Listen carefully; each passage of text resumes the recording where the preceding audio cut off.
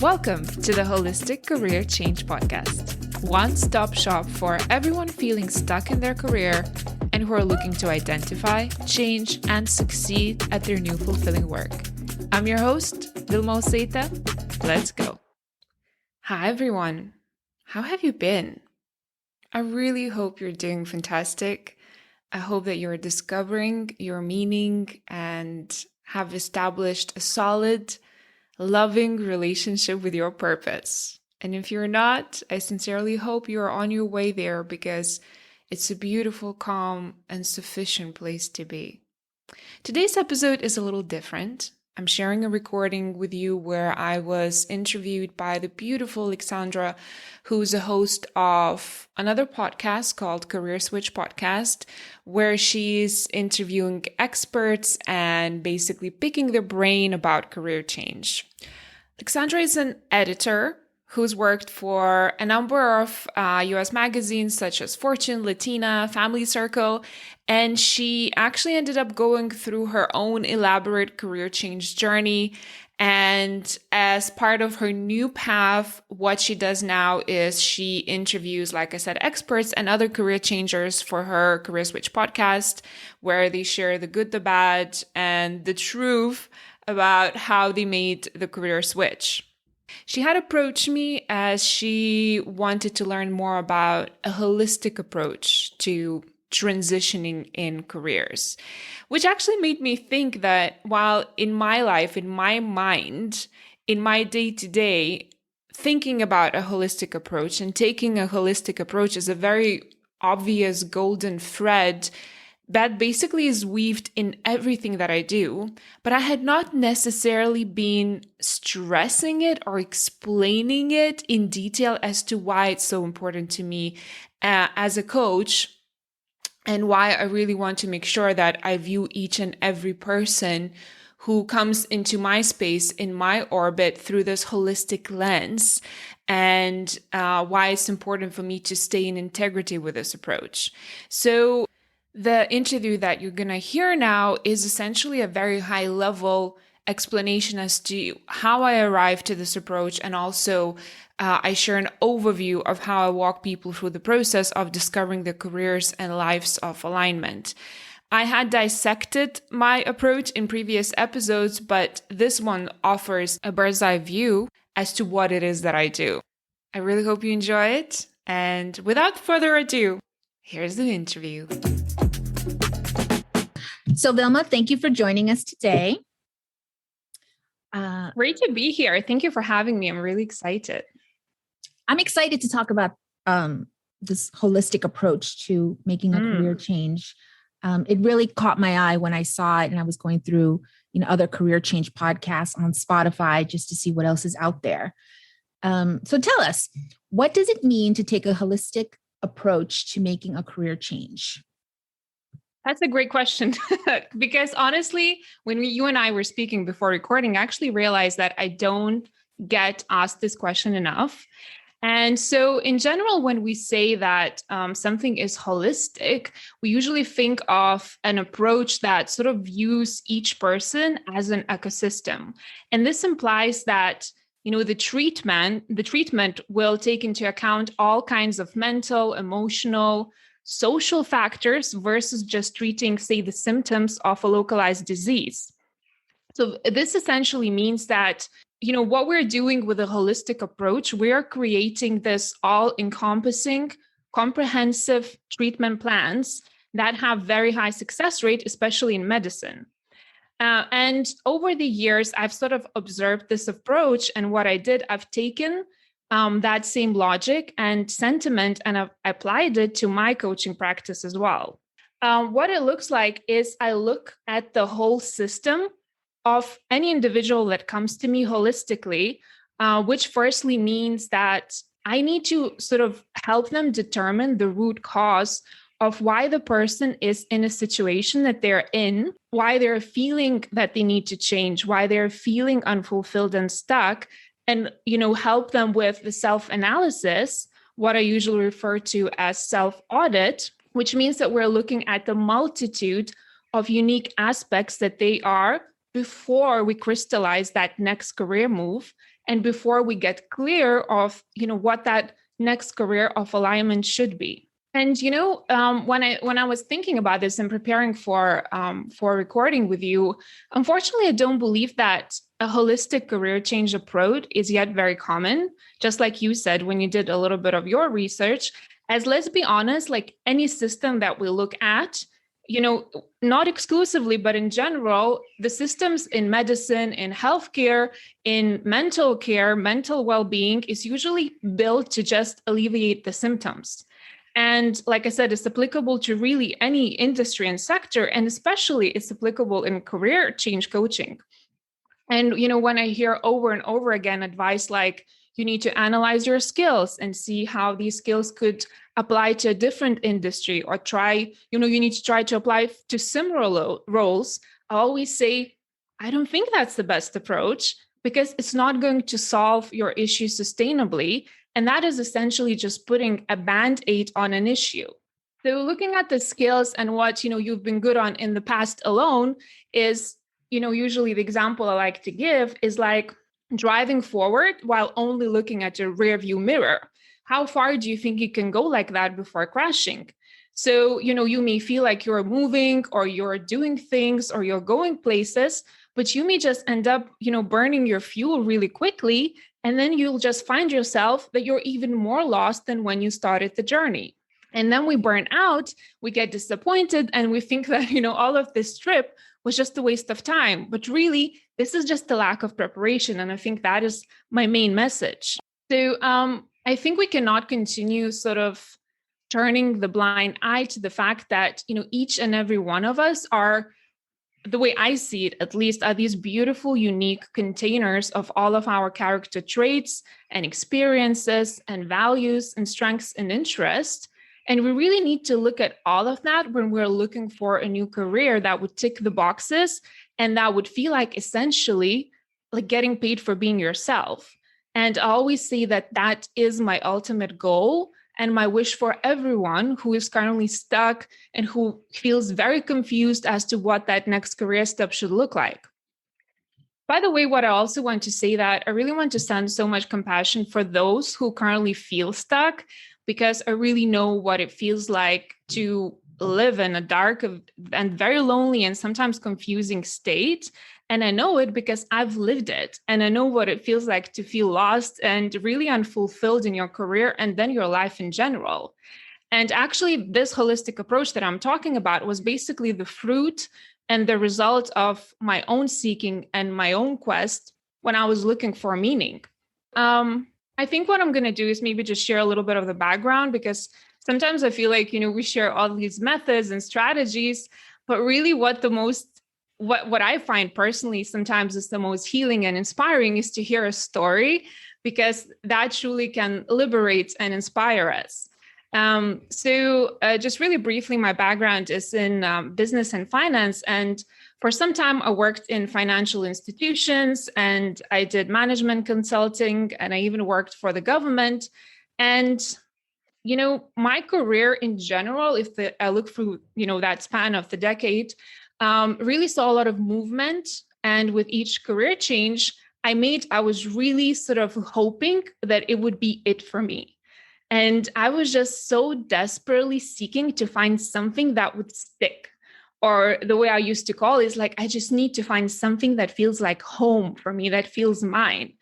And the truth is that when I really look back, now, and the way my story evolved is that the more I changed and the more I sought for that meaningful career, the more disheartened I was getting, because I felt like I was just lacking direction. And eventually it really took a toll on my self-esteem. And I started to think that somehow I was just inherently broken. And I know I hear that a lot, actually, when I speak to my clients, when they come to work with me, that they just feel like something must be, not working, and something must be wrong with them. Because, even back then I was looking around and I saw people, doing their jobs that they moderately enjoyed and they were okay with it. And I was living in this sort of narrative that a job is just a job. And for me, it just felt like so out of alignment to be adopting this sort of perspective. And I really wanted to be passionate about what I do. I wanted to feel like what I did was purposeful. And I wanted to, once I read this phrase in a book, which says that we come here on this planet to live a life on purpose and with a purpose. And that phrase really stuck with me. And I was like, I need to find what that is for me. And even though, I was really eager, I really just didn't know how to find my answers. So what I did, because I'm very type A, very organized, overachiever. So what I did, I just rolled up my sleeves and basically I said, listen, I'm just going to do whatever it takes to me to basically get to the bottom of it and find what the best career option for me could be, right? What it would look like.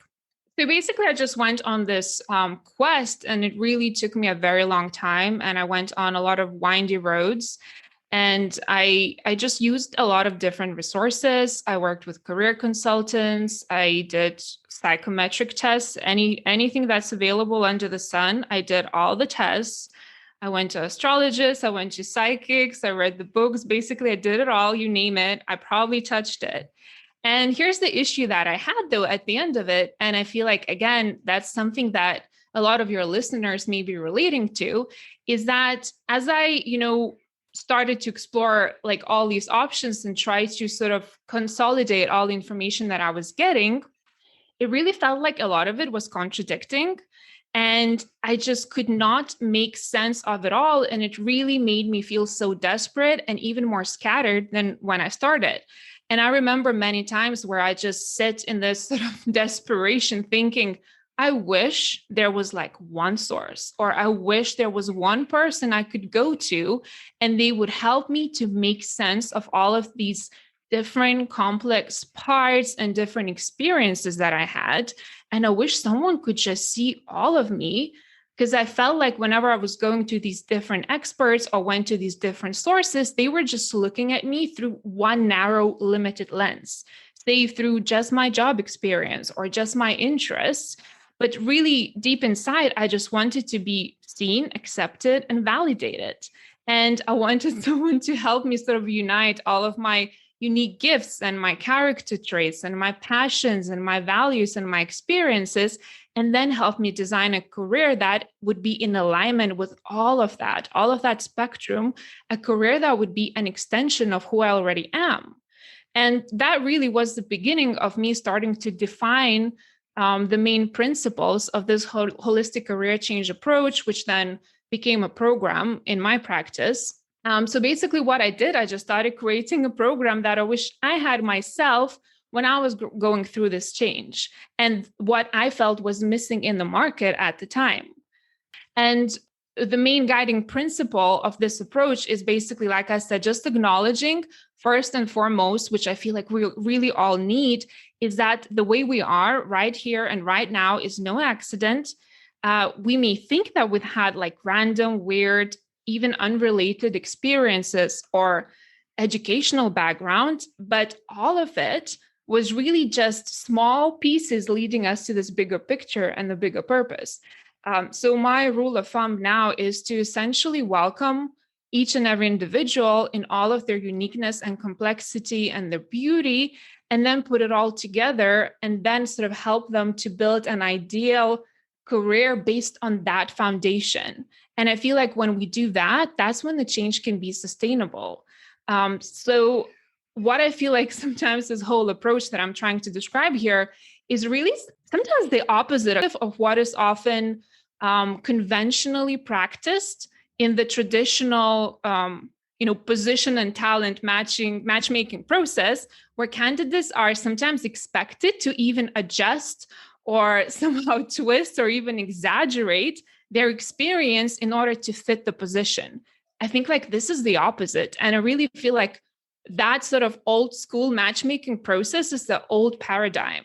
And the new paradigm is working out who you are, what you are about, and then designing a career path to match and to essentially celebrate all that you already are. All right. So like you said earlier, focusing only on our skills is just a Band-Aid. It's like medicine. It just alleviates the symptoms. So what else can we look at and that would help someone take a holistic approach to making their career switch? Yeah. So basically I have like this whole process that is outlined. And while I don't believe that there's sort of one solution that would fit all, I really think there could be sort of a rough outline or a few steps that people could follow in order to arrive to their answers. So the example I like to give is when you're not feeling well, you usually go to the doctor. And what does the doctor do first? They will examine you. So, they will look at your body for any visual symptoms. They ask you questions, they inspect, and they do that so they would have enough data to recommend you the best treatment, right? So that's pretty self-explanatory. And I really think that the same approach broadly could be taken when we're embarking on a career change process. So when we hear stories of failed career changes, I really feel like the problem is that people start taking the steps and they really rush into transitioning without having gone through the proper examination. And they don't have enough data. They just sort of improvise and go, oh, let me try this for a bit. Fingers crossed this would work. In the same way, I actually did that for the longest time because I really felt like, oh, if I change the company, if I change the sector, I'll go from private to public, maybe that will stick. So we really take all these opportunistic moves without having done the research. Or some people do, which pains me when I hear that, where they say, oh, I'll just talk to recruiters.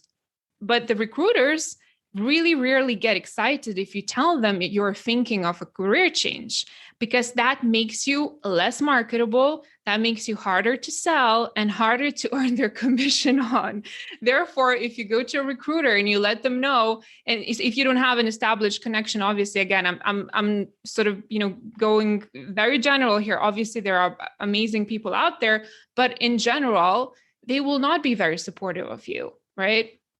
So what my main message is that stabbing in the dark like that is inefficient. So what I suggest doing is really starting with some in-depth prep work, which is your self-audit, like I mentioned before. So this self-audit piece really consists of 3 puzzle pieces.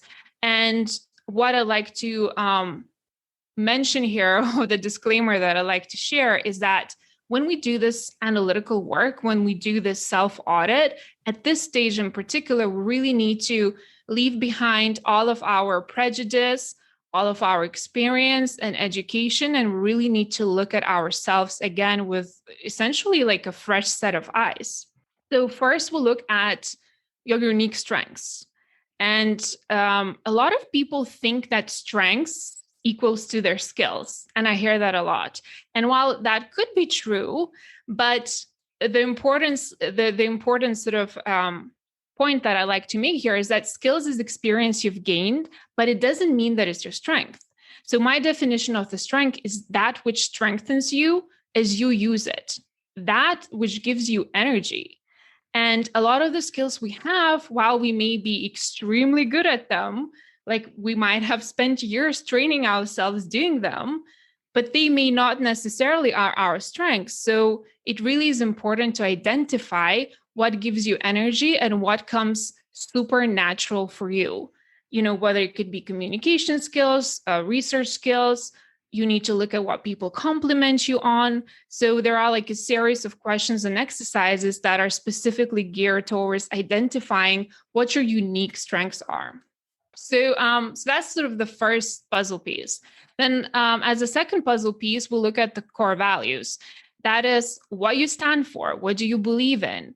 And what I've noticed from my own experience is that values are often overlooked when people do this work. And I've seen it through and through that if your values don't match the values of the company that you work for, or there is, say, a value clash between you and your boss, even if you get to use your unique strengths and you may actually like the job, you will not be able to stay with this company for too long, because a job that does not support your values will not be sustainable.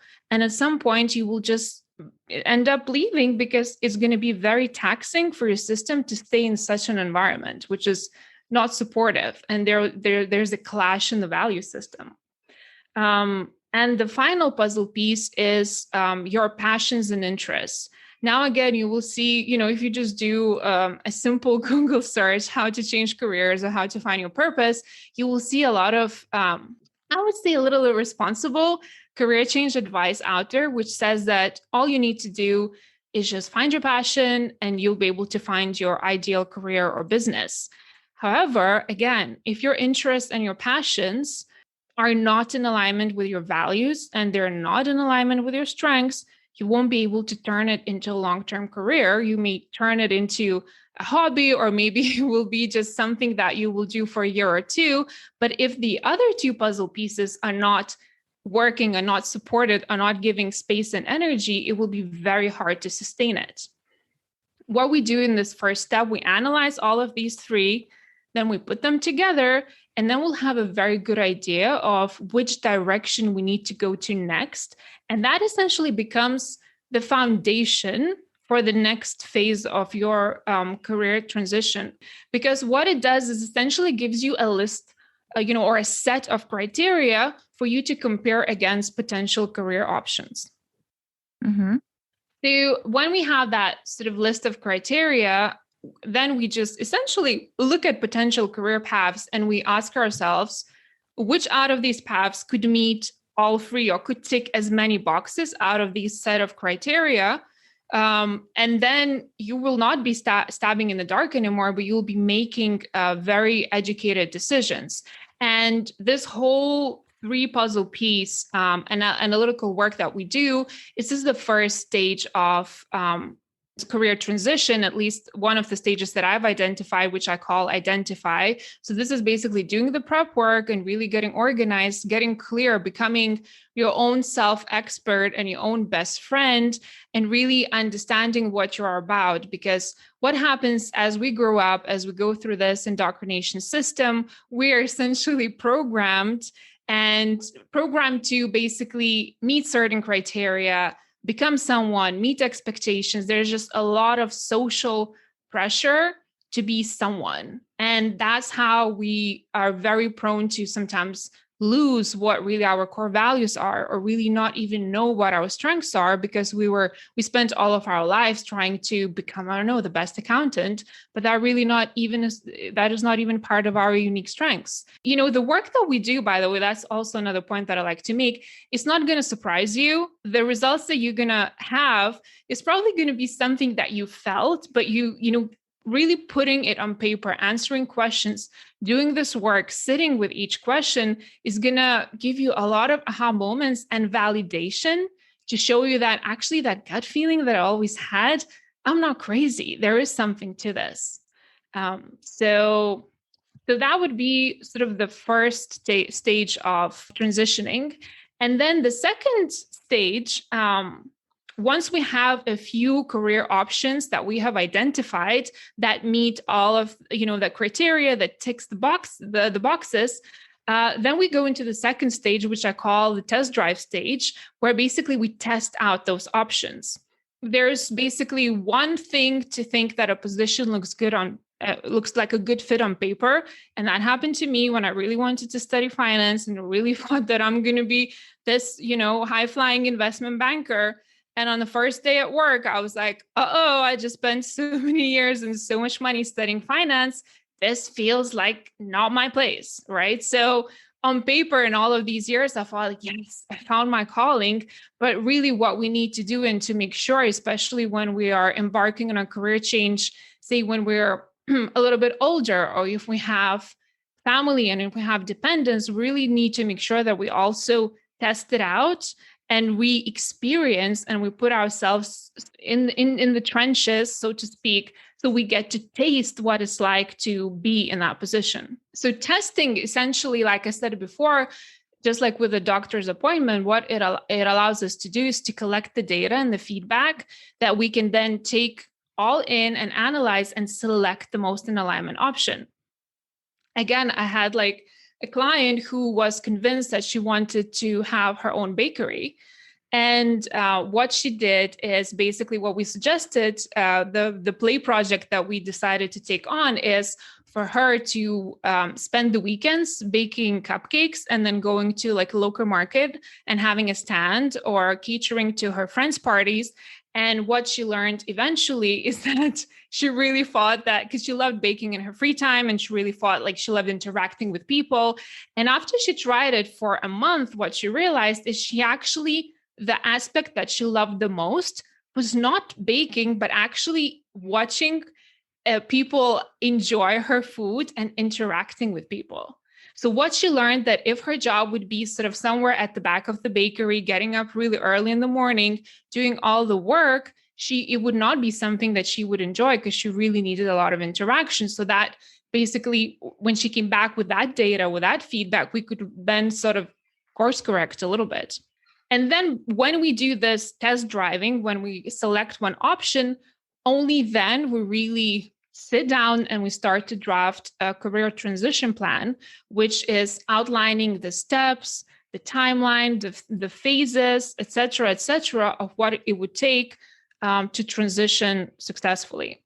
And at this stage, I usually, when we do this work or when I sort of share the outline of the work that we're going to do with my potential clients, I often hear people say, oh, but what about my education? Or what about my skill set? Because it's in a different industry and so on. And this is, by the way, particularly true for those who are thinking of a double switch, which is changing the role and changing the industry. And my tip here, and I feel like I can't stress this enough, is not to worry about your skills, because majority of your skills are perfectly transferable and can be applied across a gazillion of different industries and functions. Another point, which again is part of my approach to career change, is that actually very rarely I will advocate for this instant switch, where essentially you hand over your resignation on Friday and then you start your job or your business on Monday. Because there are some people who want to go cold turkey, or they like to be dramatic. Again, of course, there is no one fits all approach, but I'm a big fan of a gradual switch. And that means that I would suggest to stay in a career that you're currently in. You need to collect your paycheck, not put any financial strain on yourself, and simultaneously work on building that new career or building your business. So do you recommend that people test out these options while they're still at their current job? Absolutely. 100%. If it's possible, do it over the weekends. Like, for instance, when I was switching, I had a full-time job. So what I did, I studied, for my coaching certification in the evenings. Over the weekends, I took some days off when I had any tests, and I would work with my clients in the evenings or very early in the mornings before my work day, or over the weekends, right? Because I needed to gain that experience and so on and so forth. So I would say that there are always ways how to manage our time, but I know that there could be a lot of resistance when I say that, because I know people are very busy. We have a lot of responsibilities. Obviously now with COVID, maybe the pace has changed a little bit, but in general, right, we are busy.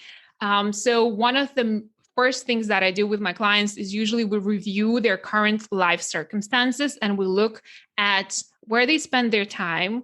We look at where there are energy drainers in their life, in the work, and so on and so forth. So we remove all of that to make space for that testing and analytical work, because they will need that. And, I sincerely believe that we can make any switch, like literally any switch, as long as we have the right approach and as long as we have determination. And while that can sound like really romantic, I'm very realistic here as well, because as a career changer, we have to be prepared to work very hard, because not only will we need to make time for transition, but when we transition in the new industry, we'll also need to prove ourselves, because we'll be competing against people who have more experience and more expertise in the field. And that is the reality of things. And I'm sure this has been mentioned on your podcast before, is on top of everything, the conventional job search process and interviewing process likely won't work for career changers. So, as a part of your question, should we do it while we're still, hold our employment? Yes.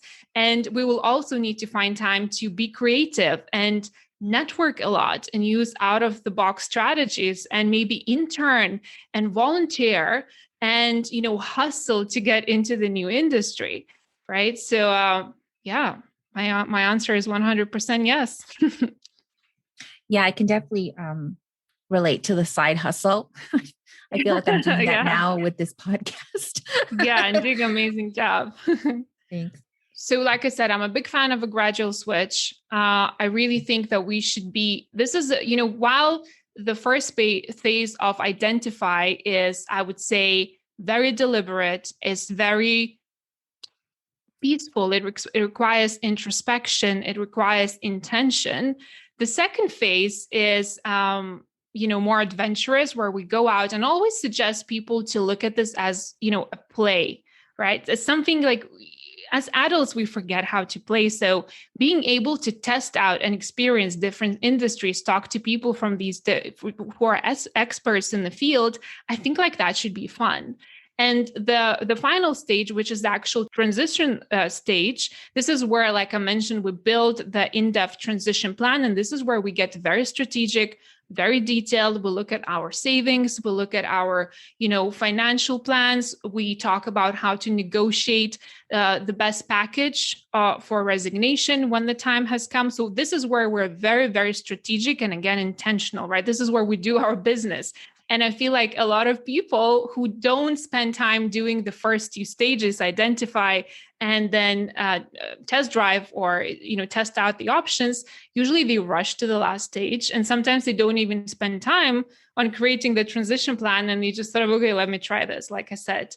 But really each stage I found has a very particular purpose. And when you actually follow them, I really feel like you can get amazing results. On behalf of my clients who've completed the switch and myself, it really is all worth it because, a life you lead when you get up every day and get to do the work that you love and then even get paid for doing it, I feel like is straight up magic. I'm not even, I really think it's magical. And for the longest time, I didn't think that could be anyone's reality, but it really could be if we do the work. I do want to briefly cover that you work with women only. Is that right? Mm-hmm. Yeah. Okay. I work with women only because just basically through my experience, what I learned is that my approach, my method, my voice just provides the best results for females. So then I just decided not to complicate the process and just work with women only. I have a lot of clients who are actually from the corporate world because I feel like they can identify with my energy, with my approach. I really invite you to check it out. The first consult is free of charge. So even if you decide not to work with me, you can have your 60 minutes and we can brainstorm together. And I'm sure you can get a lot of valuable information and next steps just from that one call. Great. All right, Vilma, thank you so much. Is there anything else that you'd like to add? One more point that I like to add is that I didn't mention it on here, but I feel like one of the probably most important parts of the work that I do and I advocate for, again, is also making sure what we spend time to zoom in on our limiting beliefs.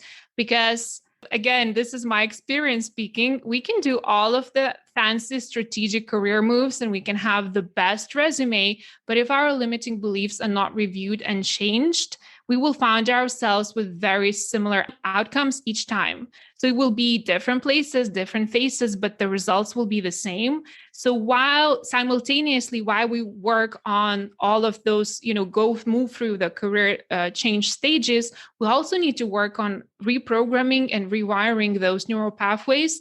And that work is absolutely crucial. That's like the secret ingredient that we didn't really have a lot of time to cover here, but I really wanted to mention it. All right. Well, thank you so much. You're so welcome. Bye. Thank you for joining me today. If you're finding this content valuable, I would really appreciate it if you would subscribe and leave a review.